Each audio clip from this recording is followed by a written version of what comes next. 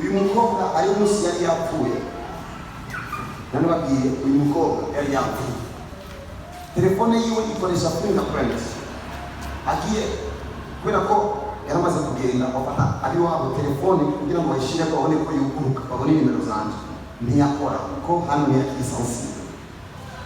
Barandondera barambura abantu bandondera bice kundi muntu ari hanze, ndamubwira mpaningoka inimero z'umuntu ari hafi yiwe. Ubwo nyene baca amanimero ya mama Liti, yari se mama no itafantine.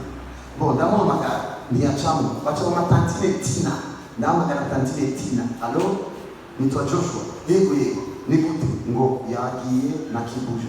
Ndamubwira genda umwegereze ko telefone, jewe ndi muhira muri biro, nonge mushire ko telefone, munyumvise telefone, Imana iri kirakora, mushire ko telefone, aramushire ko telefone, jewe ndahamagaye Adela, konye we Adela, mihara ya yuko garuka.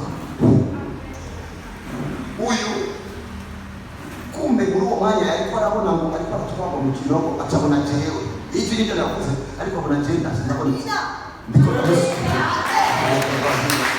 ndamusubije. Uyu acaravyuka avyutse ndi muhira, ndababwira parti yo hejuru yagarutse, ariko parti yo munsi iri inactive. Je ndi muhira, ndanivugiye muhira biriko biraba. One prayer ubwo nyene je cyanateye kuko icyamutera cyace kiraba ninde akuyeho kiramuta kugurupa ndatwenga ko sigisenge mbonye shetani ndatwenga ko cyane cyambona ukuntu ajeje gusamba ko ari urugezo kugera daimoni gute ucutwenga ko ndabona nk'uko umusuma yosimba agomba kwinjira muri presidence, imbere ko bamufata baratwenga